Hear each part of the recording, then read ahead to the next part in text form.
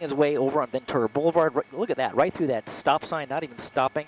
He is on Etna, and he's approaching Hazeltine here. We're guesstimating speeds to be in the area of about 50 to 65 miles an hour on the side states as we continue eastbound here. He's got to make a decision here at the Hazeltine. Ooh. Nearly hits the back of that truck, and now Oh. he's going to be southbound on Hazeltine, working back to the same areas that he's been frequenting. Again, wrong side of the road, going against traffic here, and then turning what I believe is Oxnard again, back eastbound on Oxnard, heading towards the North Hollywood area. Well, this is a really, really populated area. And again, we're looking at the time, 3:30, a little after 3:30 right now, which of course kids are getting out of school. Parents are going to pick up their children. And again, it's one of those very festive nights where a lot of kids are walking around. But this is really one of those areas that is so highly populated as it is. So these surface streets, this is very dangerous and scary to watch. Yeah, it is, and that's the scary part. You can see him take that right side and into the parking lot. This is going to be near Woodman here, right through the parking lot. We've seen him do this several times. Pedestrians out, because right now, you're right, this is the time kids are out of school. Lots of pedestrians out, very dangerous situation. If you live in the area and you have your children outside in yards, in the backyards, getting ready to early trick-or-treat, you're going to want to get them inside as soon as you can as we go southbound on Woodman, heading back towards Chandler. Such a dangerous pursuit right now because he is going at such fast speeds right now, just through those streets where people are, going 30 miles an hour, and he's just seems to be disobeying every single rule. But it looks like he's been circling around in the same general area, JT. Yeah, he has. This is the general area, although he's doing speeds that are so high, he's covering a lot of ground. He's on westbound Hatters, and he just turned southbound. We'll get that street for you in a second here. But he's in the area, Hazeltine and Woodman, that area there. Ranchito is the street he's on right now, southbound Ranchito, and we believe he is approaching Burbank Boulevard. Well, now he's back westbound, and that might be Collins Street, if I'm not mistaken. We'll get you that in a second. But back in the Van Nuys area, again, it's so dangerous, these speeds on these side streets, not even slowing down for these stop signs, and cross traffic's not even going to see him coming. So we are going to widen out, and we're going to lead him just a little bit left as he goes in. He just clipped that car there on Collins, and we believe he's back on, that's possibly Woodman here going northbound. Yeah, the way he's driving. He did clip that rear end here. Oh, you can see those black and whites working right under him. So we're going to turn the aircraft around and getting a little bit steep here. And we believe this is Woodman again as he's back northbound on Woodman. Just gets in the wrong side of the road. Wow. It sounds like LAPD, guys, has gone to what's called tracking mode. The supervisor in charge of the pursuit has realized it is too dangerous to keep black and whites involved in this pursuit. They just came back that it is a stolen vehicle, so what they're doing is they're having the air unit track the vehicle in order to get him to slow down, drive more safely. But do we still see a black and white? I'm going to pull out a little bit wider, Rich, to show that black and white. There still is a black and white behind him. Looks like a dual purpose. They have just called the pursuit back in. They just took him out of tracking mode, put him back in pursuit because the tracking mode did not get him to slow down. We're going to go back on the car, Rich, and we're going to give him a little bit of lead room because he's going so fast here as we come northbound on, that's Hazeltine, on my correction, as we approach Victory Boulevard.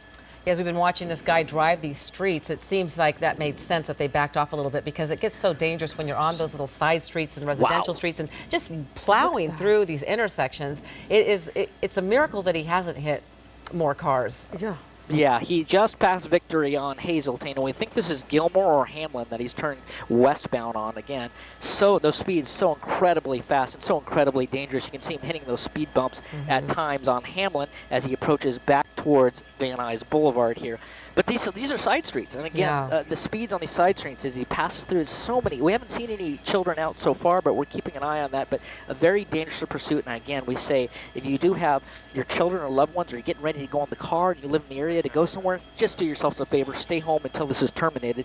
As we come up to Hamlin and Van Nuys Boulevard here, we'll see what he does at Van Nuys. Yeah, and also, like, if you know someone whose kids go to school in that general area, give your friends a call because a lot of people aren't watching television. They're getting their kids ready for Halloween, their costumes on, ready to go out. And that's what that's what makes me really nervous about this particular pursuit. It's just all those kids out on the streets. Northbound on Van Nuys Boulevard, we're approaching Van Owen Street here at speeds we're guesstimating to be about 55, 60 miles an hour as he comes across Van Owen. That's the intersection right there. You can see all those kids and backpacks on the crossing the intersections and on the sidewalks. Just incredibly dangerous here as we approach Van Owen Boulevard here. High rate of speed northbound on Van Nuys Boulevard. Northbound approaching Sherman Way. Approaching Sherman Way. Okay. You said he's on Van Nuys Boulevard, you said? On Van Nuys Boulevard, yeah, working his way right towards Sherman Way here. We'll see what he does at Sherman Way. Again, LAPD confirming this is a stolen vehicle. You can see him driving on that right side near the sidewalk. Lots of pedestrians getting into a lot of traffic there. It looks like he's going to turn into the parking lot of the shopping center here. This is where it gets really dangerous. It looks like he's working his way back around. Pedestrian, nearly just people on the pedestrians out shopping back in the back alley here. We're in the area just north of, south of Sherman Way on the east side of Van Nuys. It looks like this is going to be a dead end, so it's going to try to get out here. We'll see if LAPD kind of blocks him in. And there is, almost took out the driver officer. It's gone around him, making his way back out to the shopping center. Lots of pedestrians in the area trying to get back out to Van Nuys Boulevard. You can see completely reckless disregard for anybody's safety, including the police officers. People running down the sidewalk trying to get out of his way as he works his way back onto Van Nuys Boulevard, and he's going to continue northbound. And he looks like if he'll make a turn here, it's going to be against traffic onto Sherman Way, going westbound towards the Van Nuys Airport. And JT, we've covered quite a few pursuits, and does this seem like a normal pattern where they just kind of stay in this grid, where they stay sort of, I mean, the suspect's not getting on the freeway. We know the freeway, it's not right there, but it's pretty close. We're getting close, yeah. So he's making his way back westbound on Sherman Way, approaching Kester and the 405 freeway. But he's moved, again, we mentioned it earlier, he's covering so much distance and the speeds he's driving. He's actually within about a 4 or 5 mile square area as he continues through Kester, westbound on Sherman Way, as he approaches Sepulveda Boulevard. It speeds at 65, 70 miles an hour, in and out of traffic, completely reckless. Yeah, and just barely going by these cars. It sends shivers up your spine just to watch this guy driving the way he is. And again, this is a stolen vehicle, and this man is desperately trying to get away, but you know, the air support he's coming up on, sorry to interrupt, guys, coming up on Sepulveda Boulevard. Suspect's vehicle fishtailed there, almost lost control. There are no black and whites directly behind him as he crosses Sepulveda Boulevard. We'll see what he does here. Looks like he's going to be going northbound Sepulveda Boulevard from Sherman Way. Wrong side of the road here as he comes towards Satakoy on Sepulveda here. But yeah, no black and whites directly behind him. It's uncertain if they've gone back into tracking mode or not, but he doesn't seem to care, the suspect. If police are in tracking mode or they're directly behind him with their emergency equipment listed, he is going full tilt, no stop, as he crosses, I think that's Valerio, coming up on Satakoy. This is just, this is really heart-pounding to watch this because of the time of day, and you see so many people, and so many innocent people have no idea what's going on. Because you really don't see, JT, you don't see the black and whites. It was pretty amazing to see the black and white roll up on him so quickly inside the that parking lot, but he managed to squeeze right past that police cruiser, but you don't see the black and whites. At least we can't really see them. What's your vantage point? Well, right now he's just past Stag through that mid-phase red tri-light here, coming up on Roscoe Boulevard. But black and whites did have him when they went into that parking lot. They lost him, and they picked that back up. We believe this is Raymer, I believe, is the street, if I'm not mistaken, as he's going back eastbound. But LAPD, Raymer is the street, that's correct. As he continues eastbound on Raymer, LAPD has engaged another unit. We don't want to, I'm looking out the window right now, and I see them. I see at least 2 black and whites directly behind him right now. Different units that started the pursuit as they work eastbound on Raymer. This is an industrial area right near the Target parking lot, back towards Van Nuys Boulevard here. But he's going to have to make some turns before he gets back on Van Nuys Boulevard on Kester and then back out to Van Nuys. Very industrial here. Yeah, we're watching. And the problem is we don't know his state of mind. We don't know if he's under the influence of drugs or alcohol, and obviously in a desperate mode right now to get away from officers. But it's just scary to think about. We don't know anything about this man, if he's armed, if he's just nuts. Yep, he just went southbound Kester, and you saw him fishtail a little bit there, guys. And I believe this is Keswick. He's back westbound on, making his way back towards Van Nuys Boulevard. We're back westbound, Brian.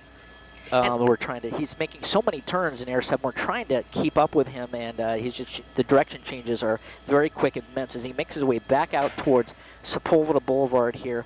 And I think he's on Keswick or Burnett. We're not real sure. Yeah, so many twists and turns. This is a dead end. This looks like it may be a cul-de-sac dead end. So he's going to come straight on with officers. He's in a parking lot, and we don't believe there's anywhere out. So this could turn into a foot pursuit right here. Either way, he's going to go head-to-head with these officers, and he is going to ram them and try to block him in. You can see that unit. There's a hit, and we're going to push back in. We're going to watch very close. We're going to stay a little wider, guys. We're not sure if this is going to turn into officer-involved shooting. We've got a crossfire situation. You can see the airbags deployed in that SUV black and white. So right now the officers are trying to get in a situation where there's not a crossfire. They're all get all the officers on the same side of fire. They're yelling commands to the suspect. Put your hands up. Let me see where they're at. Trying to get all the officers out of crossfire here. We'll give you the dead end here in a second if we can get that from the desk. But right now you can see that the car, either that's the black and white airbags or the radiator has blown up.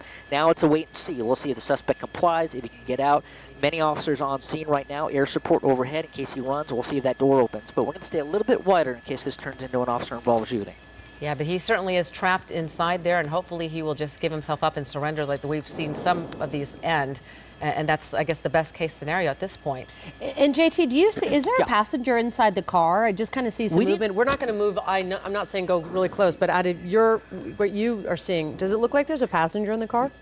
We didn't notice that. We were told there was one occupant. That's not always, it's very difficult to say sometimes because of the windows being tinted, and they look like they're semi-tinted, but right now, LAPD has asked for less than lethal force. They're asked for the beanbag shotgun to be deployed. They obviously have tasers there. They're going to make sure they give commands to the suspect, give him the right commands to come out, and we'll see if he complies. This is on the dead end at Keswick, just west of Burbank. I'm sorry, just west of Burnett Avenue here, north of Satakoy. It's in the area near Sepulveda and Satakoy to the north and to the east. Right now, this is a very industrial area, so the good news is no residential areas, no residents in the area, no crossfire situation. You can see that that's all been handled, so they're not really worried. The good news is that you're able to get the suspect stopped. Unfortunately, the officers... the suspect vehicle ran right into those officers, that West Valley unit, that SUV unit you see there. You've got LAPD Van Nuys Division officers and West Valley officers trying to get the suspect to comply. So the smoke we're seeing is from the airbags of the officer's car? Is that... Well, it looks more like now it might be the radiator. We thought initially it was the airbags because of the powder that deploys when those airbags go off, but it's continuing, so we think that's more than likely the radiator after being driven very, very quickly. You can see they're going to take that black and white, and I'm not sure they're going to reposition it to back it up against that suspect to block him in. They're going to take that West Valley black and white there. They're going to make sure that if that vehicle is not disabled, that he can't back it up and get out. That's a good call by the officers to get him blocked in as they continue to negotiate and try to talk him out of that car. Yeah, so now there is definitely no way out. They have him pinned in there. That stolen black sedan there, you see right in the middle there. This pursuit started about a half hour ago through the valley. We saw him go, 60, 75 miles an hour through residential streets and wrong side of the street. In the intersections. I think, didn't he kind of clip one car when he went straight through? We're looking at some of the video right there. He clips the car. We were told it's clipped, but it was, that could have been just horrible, a tragic situation there.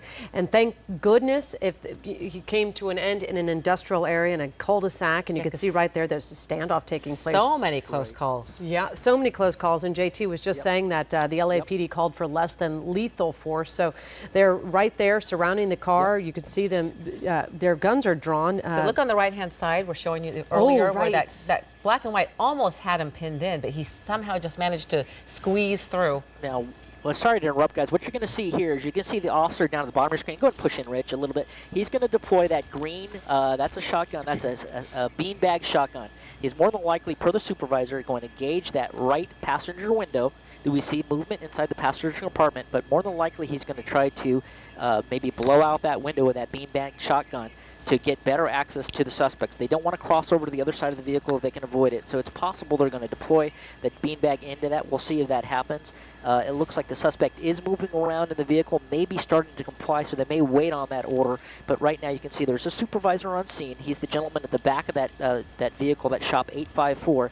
He is orchestrating with everything that's happening, making sure all his officers are briefed up, coming up with a plan of attack, telling each one what to do, what to expect, what the responsibilities are, the termination of this. When he comes into custody, they'll have an arrest team ready to go. So everybody has their specific jobs, and that supervisor's job is to orchestrate that. Right now, it's a wait and see. The suspect is going to dictate exactly what happens here, but they were going to be prepared for anything that happens. Yeah, we're obviously watching this all unfold, and everybody's sort of trying to see, hopefully this person just gets out, because you can see the officer trying to say, just get out. So they just give him a warning, JT, and say, we're going to... shoot out the window if you don't come out, or I mean? Well, I think it's if they shoot out the window, it's going to be so they can gain better access to the suspect. I'm sure they're and probably better communications with the suspect. More than likely, if they do shatter that window with a beanbag, it's not going to hurt the suspect. So they want to make sure they can communicate with him. They want to maybe get a better. I can't tell from this angle, but you can see some movement there. Yeah. You see his hands there. There is some movement in there, but they want to make sure that he's not injured, that he can comply without. If he's injured and can't move from the crash, what it doesn't look like. It looks fairly minor, and it doesn't look like the suspect's vehicle's airbag deployed. But look at all the damage on the right side of that vehicle. That didn't just happen. That happened during the pursuit. You can see that big scrape along the right side of this reported stolen vehicle that started in the West Valley area. Exactly, and we did see a lot of movement. The suspect was making some sort of motions with his hands, but not sure quite what he is doing. But you can see the officers making the move behind the car now too, getting into position to. Yep. Trying to get a better angle on it. If he's trying to get out that driver's side door, maybe they're trying to get him to come out that door. They want to have a good position advantage. They moved all the officers on the right side of your screen that are out of frame to the left side, so there's not a crossfire situation. Again, you've got a helicopter overhead helping orchestrate that supervisor, orchestrate what's going on, giving him all his assets. You can be assured, too, that LAPD Metropolitan Division Delta Team, D-Team, SWAT has been advised in case this turns into a prolonged standoff. I'm sure K-9 is on the way as well. It's even though this is just a stolen vehicle suspect, it's very uncertain if it's armed. They don't have that information, so they have to treat everything as if the suspect may be armed. As you can see, that supervisor is calling him out. There may be some activity here. We saw some more motion in the actual cab of the car here. We'll see what happens next here as they wait to see the suspect comes out. Yeah, JT, and of course they're going to call out. They're going to call out reinforcements because many times when the suspect is kind of caught, they give up. But this person. Okay, here comes the baton. Sorry to interrupt. Here comes the baton. They're going to smash the windows. Ooh. Try to get better access, get the less than lethal beanbag up, and they are deploying rounds in there, striking him with beanbound rounds. That's not a shotgun, that is a beanbag shotgun, trying to get him incapacitated. Now you see that officer trying to get in on the left side. They're going to smash the driver's side now with that PR-24 baton, break that glass, and make access to that suspect, and see if they can't pull him out. They've seen his hands. They're going to pull him out very carefully, and you'll see the arrest team, we're going to push back and push in tightly. He looks like he's complying, going with the program, push in there, and putting his hands behind his back, and he looks like he's complying. They have a taser contact next to him. They haven't deployed that, but you can see that green taser in that officer's hands up against his back in case he does start to get defiant or combative. They can use that taser on a close contact. Looks like the suspect's in custody. Appears to be male white, and code 4, no further assistance needed. A job well done by both LAPD West Valley officers, Van Nuys officers, and LAPD Air Support Division. Luckily, no one was hurt or killed in this very dangerous pursuit. And it certainly was a miracle that nobody was hurt in this pursuit that we've been watching for half an hour. Kidding, thank Fast speeds, wrong way driving, swiping cars, very reckless pursuit. But thankfully, it's over. And like you said, Colleen, on an industrial area, not where some busy residential street. Out of harm's way for all the pedestrians. Well, stay with us. We'll be right back. Okay. Now, apparently the suspect has some facial lacerations. You can see LAPD trying to treat him. They've called for LA Fire Department and ambulance to come in into the scene. Their primary concern right now is the safety and well-being of that suspect in their custody. You can see that they're applying, they've got some alcohol wipes. They want to get him treated as soon as possible. So they're going to clear that car, which they've already done, and they can make sure the LA Fire Department gets in and gives them the treatment necessary for what's being described as a laceration to the face. Good job, JT and R7HD. Thank you much, and we'll be right back. Prop 50.